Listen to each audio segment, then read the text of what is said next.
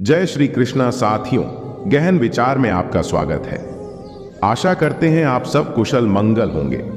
भगवत गीता में श्री कृष्ण ने कहा है, तू करता वही है जो तू चाहता है, पर होता वही है जो मैं चाहता हूं। ढूंढा तो राजा जनक ने भी अपनी पुत्र सीता के लिए राज परिवार ही था, पर सारी उम्र उन्हें सुख नहीं मिला। इसलिए व्यर्थ की चिंता न करें, वही होता है जो भाग्य में होता है। साथियों, प्राचीन समय की बात है। किसी गांव में एक ज्ञानी पंडित रहता था। उस पंडित का एक दोस्त दूसरे गांव में रहता था और वह जन्म से ही लंगड़ा और गूंगा था। साथियों, अगर आप सच्चे कृष्ण भक्त हैं तो हमारे चैनल को सब्सक्राइब जरूर करें। एक दिन पंडित अपने उस दोस्त से मिलने के लिए घर से निकला। उसके दोस्त का गांव वहां से काफी दूर था। वह ज्ञानी पंडित रास्ते में जा ही रहा था कि उसे अचानक एक आदमी मिला। वह आदमी भी उस पंडित के साथ साथ चलने लगा। पंडित ने भी सोचा कि रास्ता बहुत लंबा है, इस आदमी के साथ बातें करते करते रास्ता आसानी से कट जाएगा। ज्ञानी पंडित ने उस आदमी से उसका नाम पूछा तो उस आदमी ने अपना नाम महाकाल बताया। अब पंडित और महाकाल दोनों साथ साथ चल रहे थे कि रास्ते में एक दूसरा गांव आया। तब महाकाल ने उस पंडित से कहा कि तुम आगे चलो, मुझे इस गांव में एक पहचान वाले से थोड़ा सा काम है। मैं काम खत्म करके अभी आता हूं। थोड़ी ही देर में गांव में एक भैंस ने एक आदमी को मार दिया और यह खबर पूरे गांव में फैल गई। कुछ ही देर में महाकाल पंडित के पास वापस आ गया। वह दोनों साथ साथ आगे बढ़ने लगे। थोड़ी दूर जाने पर रास्ते में एक और गांव आया तो महाकाल उस पंडित से बोला कि इस गांव में थोड़ा सा काम है, तुम चलो, मैं काम खत्म करके आता हूं। उस आदमी के जाने के कुछ ही समय के पश्चात उस गांव में आग लग गई।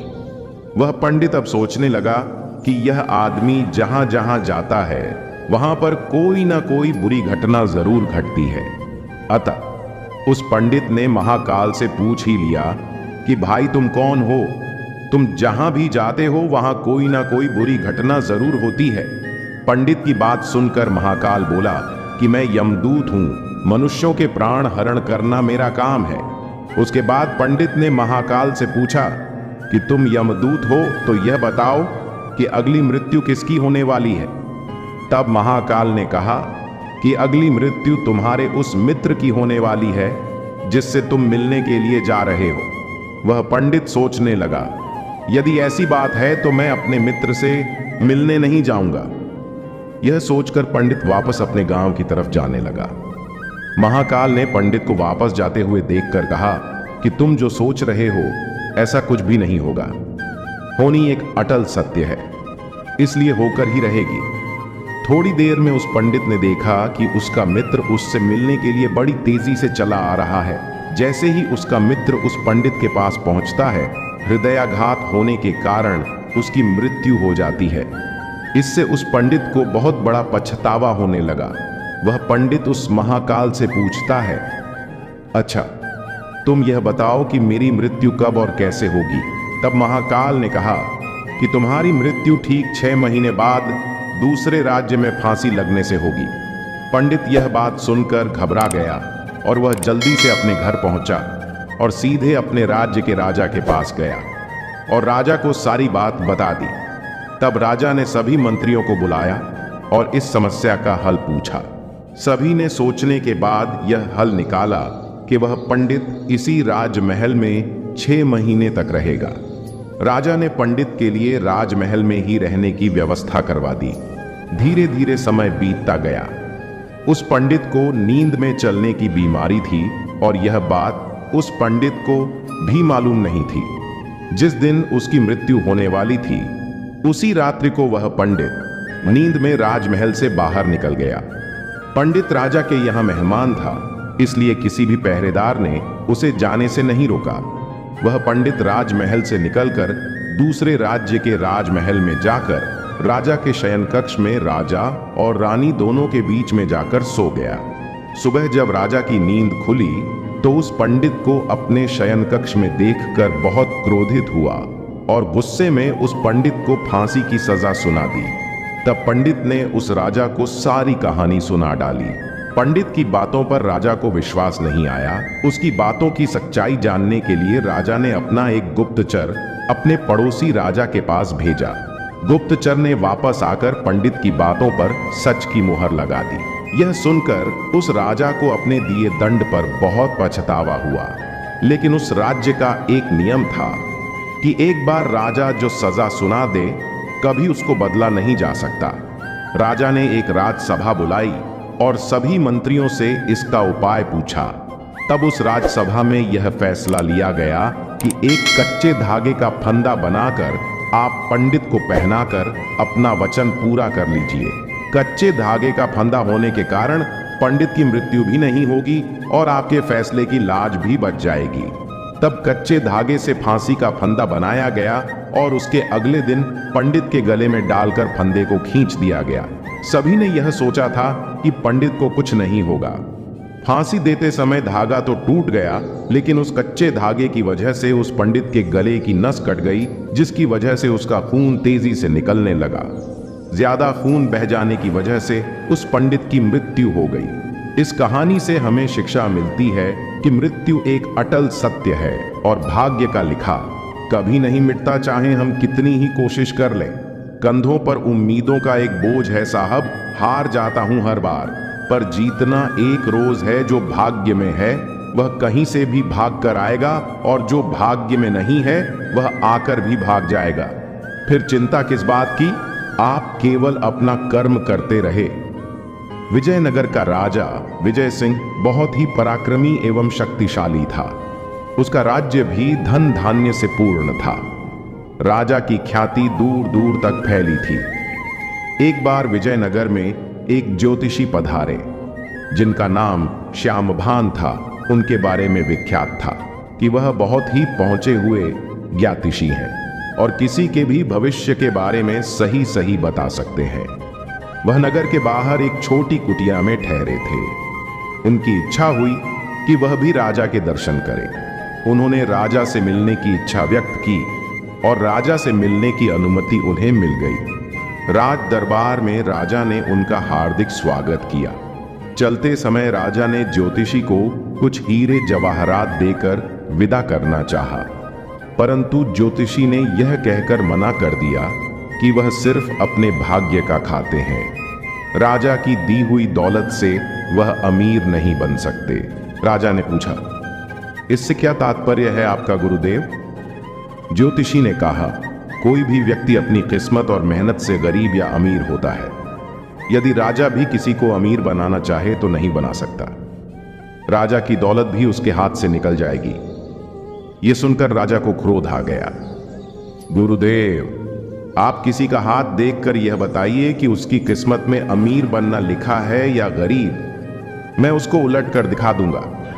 राजा बोले, ठीक है, आप ही किसी व्यक्ति को बुलाइए, मैं बताता हूं उसका भविष्य और भाग्य। ज्योतिषी ने शांतिपूर्वक उत्तर दिया। राजा ने अपने मंत्री को चुपचाप कुछ आदेश दिया और कुछ ही क्षणों में एक सजा धजा नौजवान ज्योतिषी के सामने हाजिर था। ज्योतिषी ने ध्यान से उस व्यक्ति का माथा देखा, फिर हाथ देखकर कहा, यह व्यक्ति गरीबी में जन्मा है और जिंदगी भर गरीब ही रहेगा। इसे खेतों और पेड़ों के बीच कुटिया में रहने की आदत है और वहीं रहेगा। राजा विजय सिंह सुनकर हैरत में पड़ गया। बोला, आप ठीक कहते हैं। यह सजा धजा नौजवान महल के राजसी वस्त्र पहनकर आया है, परंतु वास्तव में यह महल के बागों की देखभाल करने वाला गरीब माली हरी है। परंतु गुरुदेव, 1 वर्ष के भीतर मैं इसे अमीर बना दूंगा। यह जिंदगी भर गरीब नहीं रह सकता।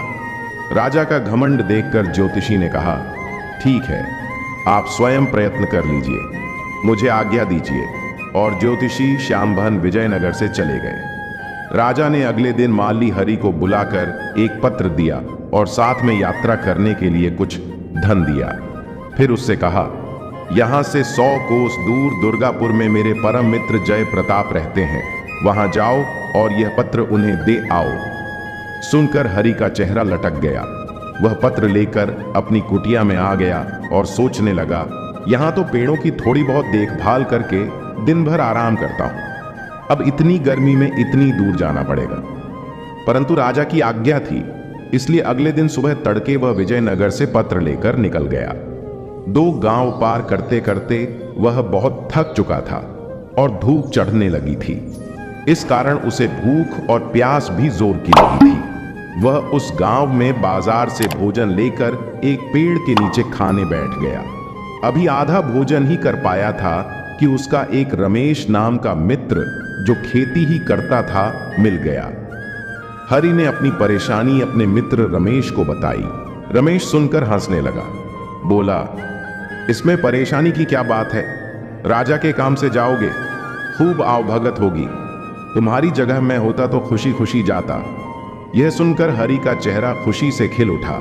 तो ठीक है भैया रमेश, तुम ही यह पत्र लेकर चले जाओ, मैं एक दिन यहीं आराम करके वापस चला जाऊंगा। रमेश ने खुशी खुशी वह पत्र ले लिया और 2 दिन में दुर्गानगर पहुंच गया। वहां का राजा जय प्रताप था। रमेश आसानी से जय प्रताप के महल के दरवाजे तक पहुंच गया और सूचना भिजवाई कि विजयनगर के राजा का दूत आया है। उसे तुरंत अंदर बुलाया गया। रमेश की खूब आवभगत हुई। दरबार में मंत्रियों के साथ उसे बिठाया गया। जब उसने पत्र दिया तो जय प्रताप ने पत्र खोला।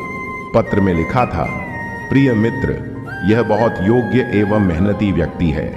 इसे अपने राज्य में इसकी इच्छानुसार 400 एकड़ जमीन दे दो और उसका मालिक बना दो।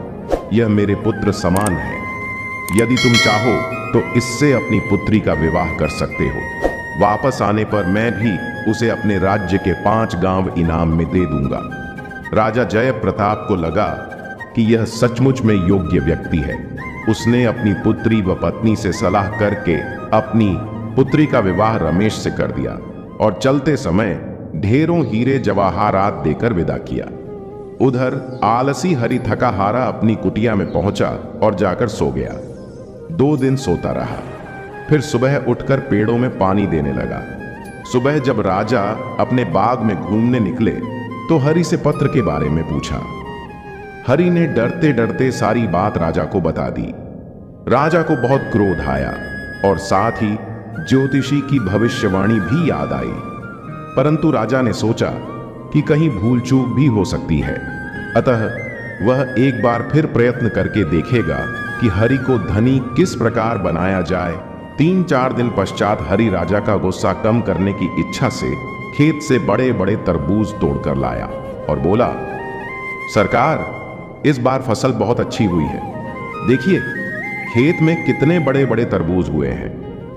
राजा खुश हो गया। उसने चुपचाप अपने मंत्री को इशारा कर दिया। मंत्री एक बड़ा तरबूज लेकर अंदर चला गया और उसे अंदर से खोखला कर उसमें हीरे जवाहरात भरवा कर ज्यों का त्यों चिपका कर ले आया। राजा ने हरि से कहा, हम आज तुमसे बहुत खुश हुए हैं, तुम्हें इनाम में यह तरबूज देते हैं। सुनकर हरि का चेहरा फिर लटक गया। वह सोचने लगा कि राजा ने इनाम दिया भी तो क्या। वह बड़े उदास मन से तरबूज लेकर जा रहा था, तभी उसका परिचित व्यक्ति लोचन मिल गया। वह बोला, क्यों भाई, इतने उदास होकर तरबूज ले कहां चले जा रहे हो? हरि बोला, क्या करूं, बात ही कुछ ऐसी है। आज राजा मुझसे खुश हो गए, पर इनाम में मेरा ही दिया यह तरबूज मुझे दे दिया। भला तरबूज भी इनाम में देने की चीज है, मैं किसे खिलाऊंगा इतना बड़ा तरबूज? लोचन बोला, निराश क्यों होते हो भाई, इनाम तो इनाम ही होता है। मुझे ऐसा इनाम मिलता तो मेरे बच्चे खुश हो जाते। फिर ठीक है, तुम ही ले लो, यह तरबूज हरि कहता है। और हरि तरबूज देकर कुटिया पर आ गया। अगले दिन राजा ने हरि का फिर वही फटा हाल देखा तो पूछा, क्यों तरबूज खाया नहीं? हरि ने सारी बात चुपचाप राजा को बता दी। राजा को हरि पर बड़ा क्रोध आया, पर कर क्या सकता था। अगले दिन हरि ने लोचान को बड़े अच्छे अच्छे कपड़े पहने बग्घी में जाते देखा तो उसके आश्चर्य का ठिकाना न रहा। हरि ने अचानक धनी बनने का राज लोचन से पूछा तो उसने तरबूज का किस्सा बता दिया। सुनकर हरि हाथ मल कर रह गया। तभी उसने देखा कि किसी राजा की बारात सी आ रही है। उसने पास जाकर पता किया तो पता लगा कि कोई राजा अपनी दुल्हन को ब्याह कर ला रहा था। ज्यों ही उसने राजा का चेहरा देखा तो उसके तोते उड़ गए। उसने देखा राजसवारी पर रमेश बैठा था। अगले दिन रमेश से मिलने पर उसे पत्र की सच्चाई पता लगी, परंतु अब वह कर ही क्या सकता था। राजा ने भी किस्मत के आगे हार मान ली और सोचने लगा, ज्योतिषी ने सच ही कहा था, राजा भी गरीब को अमीर नहीं बना सकता यदि उसकी भाग्य में गरीब रहना ही लिखा है। अब राजा ने उस ज्योतिषी को बहुत ढूंढवाया, पर उसका कहीं पता न लगा। अक्ल कितनी भी तेज हो, नसीब से नहीं जीत सकती। बीरबल काफी अक्लमंद होने के बावजूद कभी बादशाह नहीं बन सका। तकदीर का ही खेल है सब, पर ख्वाहिशें हैं कि समझती ही नहीं। भाग्य के विरोध में कोई हथियार काम नहीं करता है, भाग्य के आगे किसी की भी नहीं चलती है। साथियों, जो भाग में लिखा होता है वह होकर रहता है, चाहे हम कुछ भी कर लें। इसलिए सारी चिंता छोड़कर अपने कर्म कीजिए और भगवान श्री कृष्ण पर भरोसा रखिए, जो होगा अच्छा होगा। साथियों, अगर वीडियो अच्छी लगी हो तो कृपया हमारे चैनल को सब्सक्राइब जरूर कर दें।